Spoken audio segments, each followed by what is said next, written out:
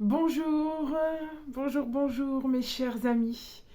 Voilà, je vous retrouve pour une nouvelle vidéo où je vais me présenter réellement pour que vous puissiez mieux me connaître et peut-être avoir une idée de ma vie, on va dire. Donc voilà, mon prénom c'est Camille, j'ai 36 ans aujourd'hui. J'ai fait pas mal, enfin, j'ai fait pas mal de choses en stage, au collège, au lycée. J'ai fait des stages en maison de retraite, en aide à domicile, euh, dans les enfants, en crèche, en maternelle, en parfumerie, en boulangerie. Enfin, j'ai fait de nombreux stages et dernièrement, j'ai fait un stage de 2 mois ou un mois en animation, donc avec les enfants, en tant que directrice d'animateur. Bon, ben, en gros, ça m'a plu, mais vu mon caractère, vu mon tempérament, je suis quelqu'un d'assez réservé. D'ailleurs, c'est même étonnant qu'aujourd'hui je fasse des vidéos comme ça sur YouTube et qu'il y ait des millions de gens qui me voient, qui m'écoutent et voilà, et qui s'intéressent à moi. D'ailleurs, je tiens à remercier les 160 vues et les 4 abonnés et tous ceux qui me suivent. C'est vraiment génial de voir des personnes que l'on ne connaît pas s'intéresser à ce qu'on fait alors qu'on est débutante, on débute dans la couture, on débute dans quelque chose. Et c'est vraiment touchant de voir que des personnes, des gens, des inconnus pour nous, s'intéressent et aiment ce que l'on fait malgré qu'on commence seulement. Enfin, pour ma part, ça me touche réellement, ça me motive, ça me, ça me fait chaud au cœur. Et je voudrais remercier aussi ma famille, ma mère, mon frère qui me soutiennent, qui sont là pour moi, qui sont contents de moi, de ce que je fais, car ils voient mes efforts, ils voient les résultats, et eux aussi, je tiens à les remercier, parce que c'est aussi grâce à eux si j'en suis là. Ils m'aident beaucoup, même s'ils s'en rendent pas compte, ils m'aident beaucoup, beaucoup. Et c'est ma famille et je l'aime très très fort, je les aime très très fort. Et voilà. Donc, et ainsi que mon chéri aussi, mon mari, l'homme de ma vie, qui fait tout pour que j'y arrive, qui est toujours là pour moi. Enfin voilà. Et je tenais vraiment à remercier tout ce monde pour tout. Parce que, comme je l'ai dit tout à l'heure, ça fait vraiment du bien de voir qu'on intéresse des gens, même si on les connaît pas. Ça fait vraiment du bien de voir qu'on intéresse, qu'on est intéressant et qu'on fait des choses intéressantes. Donc voilà, je vous remercie du fond du cœur et j'essaye d'en faire de même pour vous. Et n'hésitez pas à vous abonner, n'hésitez pas à liker, n'hésitez pas à commenter. Surtout, n'hésitez pas. Et continuez comme ça, c'est vraiment trop, trop, trop, trop, trop gentil. Et ça fait du bien. C'est énorme. Voilà, donc petite parenthèse, grosse parenthèse même, sur ce point. Et je voulais continuer, donc je continue.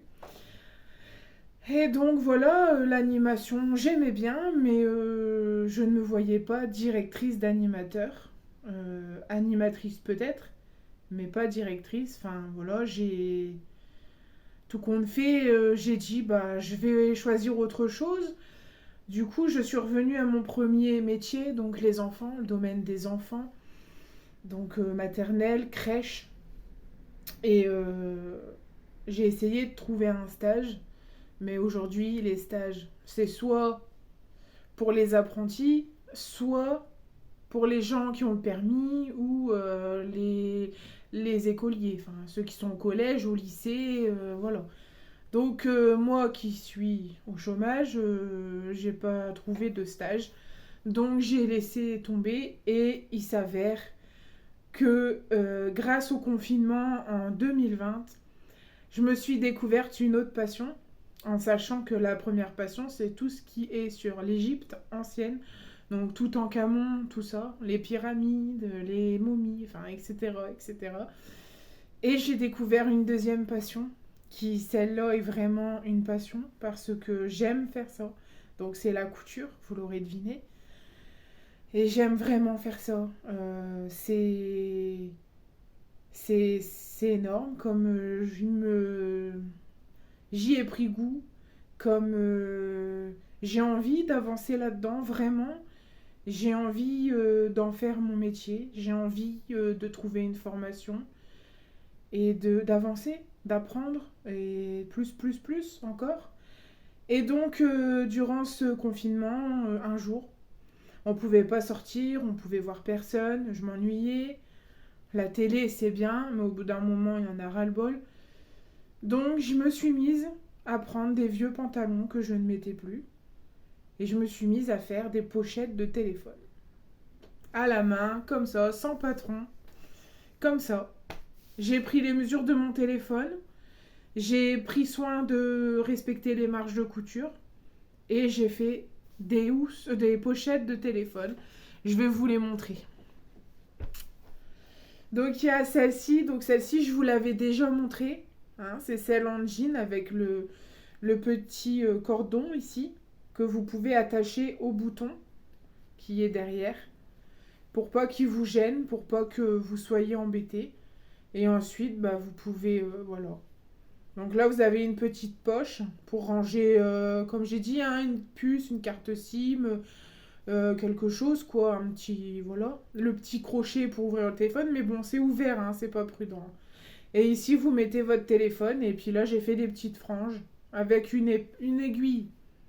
J'ai pris une aiguille et puis j'ai tiré sur les tissus. Donc vous voyez, hein, c'est des franges. Voilà, j'ai trouvé que ça faisait coquet sur la housse.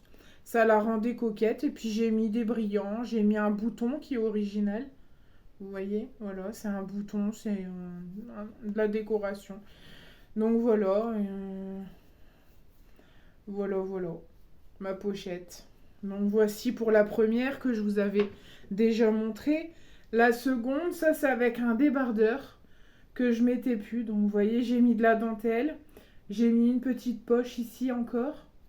Et puis simplement, voilà.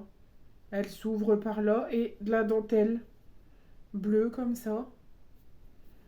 Et puis ça fait... Bien sûr, je les ai essayées. Et à ce temps-là, j'avais mon Oppo A15. En fait, je venais de l'avoir. Et j'avais pas encore de pochette. Donc je me suis dit, allez, je me lance. Et puis voilà. Des pochettes. Ensuite, nous avons celle-ci, donc qui ferme avec un petit fermoir comme ça en jean. Hein, donc voilà, il y a un bouton ici pour fermer. Encore la dentelle bleue, elle est magnifique. J'ai fait une poche en dentelle aussi ici, avec pour fermer ici un petit passant, hein, pour le tenir ou autre. Bon, sachant que c'est cousu à la main, faut pas mettre trop de poids sinon ça peut s'arracher. Et puis voilà, une pochette toute simple. Voici, et qu'on referme comme ça tout simplement avec le bouton. Voilà. Pour celle-ci, donc ça j'ai pris un collant, du jean ici, un passant de jean, et ça c'est du collant, c'est tout doux à l'intérieur, et de la dentelle bleue. Puis j'ai fait ça. C'est cousu à la main, je sais pas si vous allez voir, mais c'est cousu à la main. Voilà, d'ailleurs ça se voit. Voilà. Et puis la dernière, bon celle-là elle est ratée, hein. Faut pas m'en vouloir. Donc c'est un pantalon, ce pantalon-là il était magnifique, mais j'ai jamais su le mettre. Vous voyez, il brille un petit peu.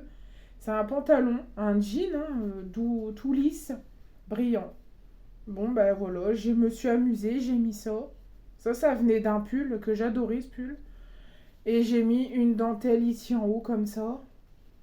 Donc ça fait ça. Puis voilà, vous avez l'ouverture. Voilà. Celle-là, elle a un peu raté.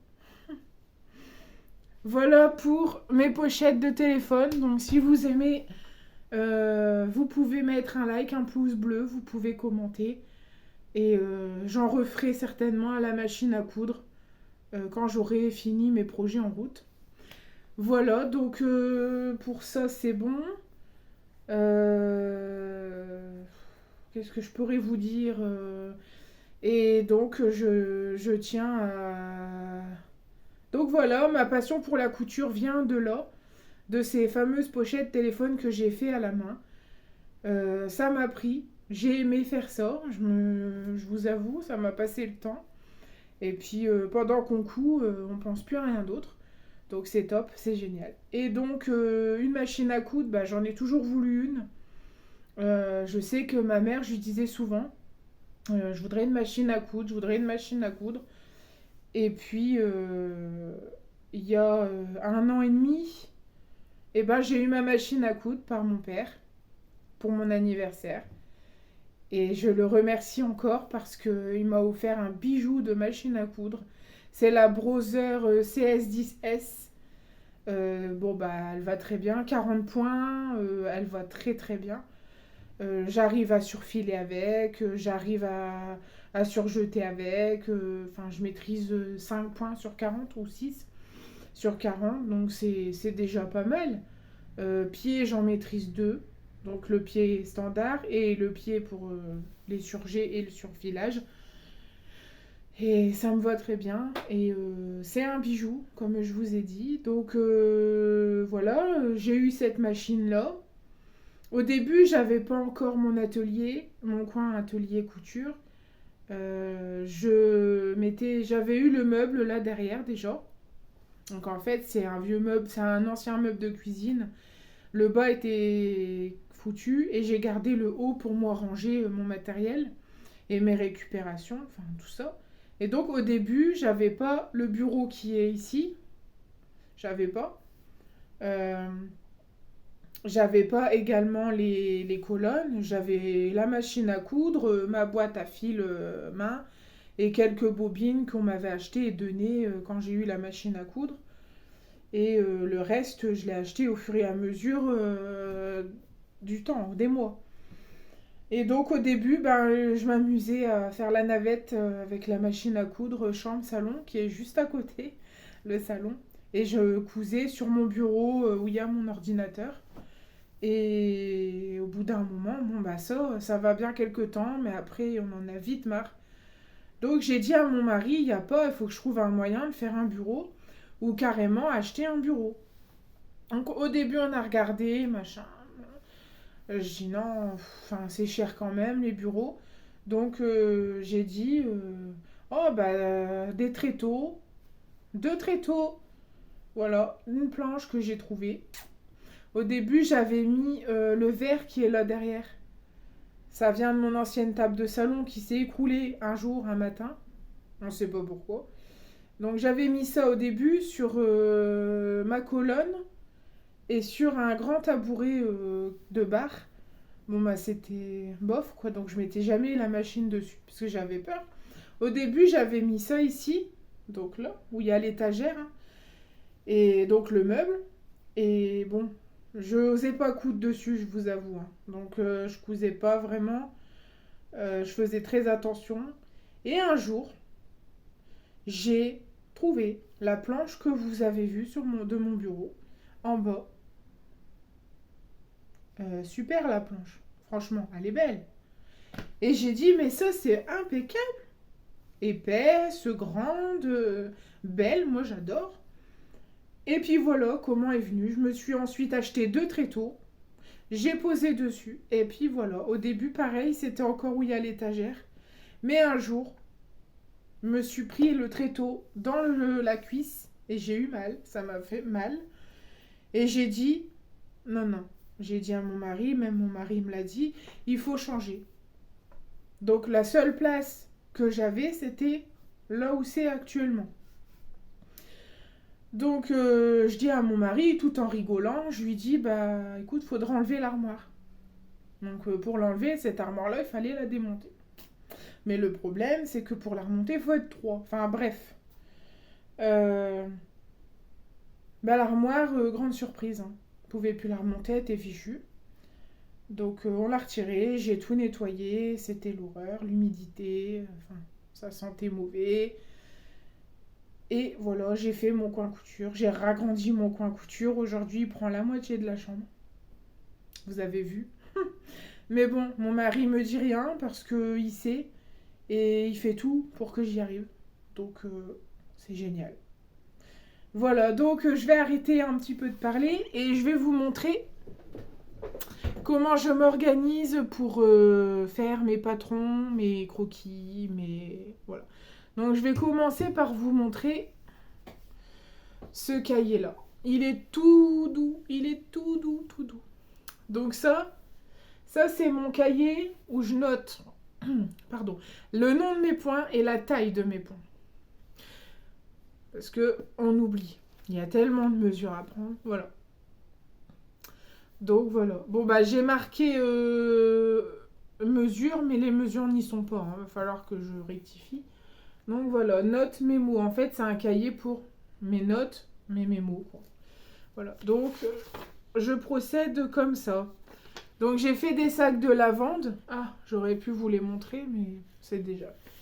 Et ici, comme vous voyez, je marque nom du point et le numéro du point. Vous voyez, vous avez numéro 4, le nom du point et le numéro. Voilà. Et ici, vous avez les mesures, donc en millimètres, les mesures. Hein. Voilà. Taille des points, donc ainsi de suite. Ensuite, c'était les bottes de Noël l'année dernière. Donc pareil. Housse de machine, housse de protection machine, je vais en faire une.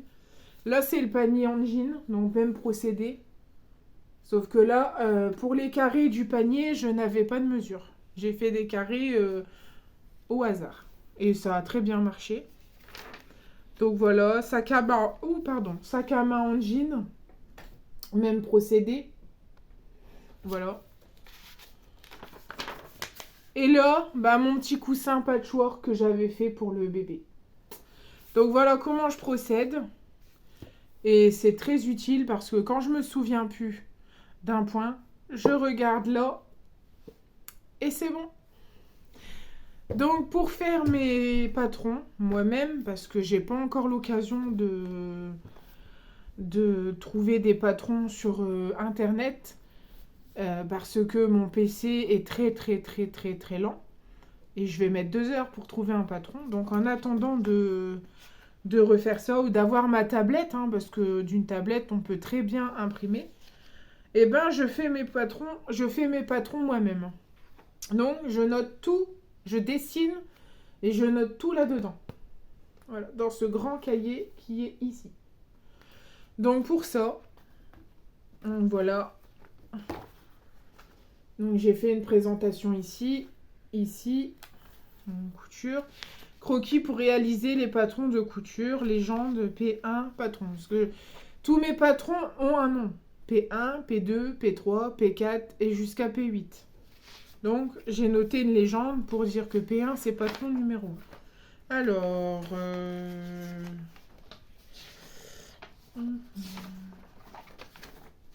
Alors attendez. Voilà. Donc ça c'est le sac à main que vous voyez ici sur le mannequin. Ça c'est le sac à main. Donc celui-là, il faut vous dire, j'ai pas fait de patron, j'ai juste dessiné. Donc voilà. Vous avez ici donc les carrés, la poche pour faire la sangle. Vous avez les tissus utilisés, la dentelle utilisée.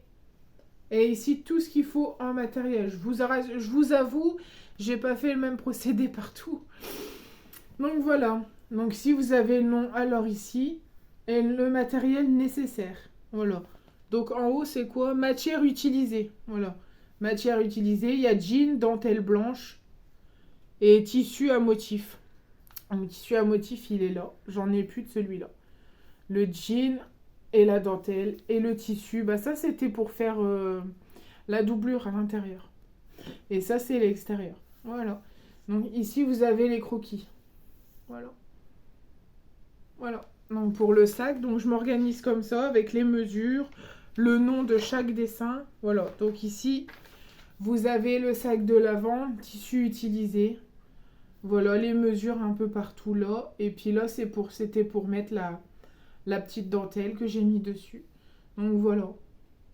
Donc je procède comme ça pour tout. Et ensuite, j'ai mon petit calepin à feuille blanche que je vous ai montré. Et je fais mes patrons là-dessus. Des fois, je suis obligée de scotcher les feuilles ensemble pour dire que ça passe, hein, que je puisse faire des grands projets. Comme la housse de protection de ma machine à coudre, j'ai dû coller des feuilles ensemble. C'était pas évident. Donc voilà, je peux vous montrer mon classeur à patrons, mais je pense que je le ferai dans une prochaine vidéo. Et cette vidéo aussi est terminée, donc je vais vous faire plein de gros bisous et je vous remercie encore une fois pour les vues, les likes et tout ça. Ça me touche sincèrement. Et si vous avez aimé cette vidéo, si je ne vous ai pas trop saoulé à parler, vous n'hésitez pas à mettre un pouce, à liker et à laisser un petit commentaire. Car j'ai réactivé mes commentaires sur YouTube, donc vous pouvez commenter. Voilà, donc vous savez bien que quand je publie la vidéo sur YouTube, il faut au moins du temps. Il faut du temps, le temps qu'elle se mette. Donc voilà, mais je vous remercie d'avance de patienter. Et je vous souhaite une excellente fin d'après-midi et de journée en ce mercredi 26. Et je vous fais plein de gros bisous et à très bientôt pour une nouvelle vidéo. Bisous!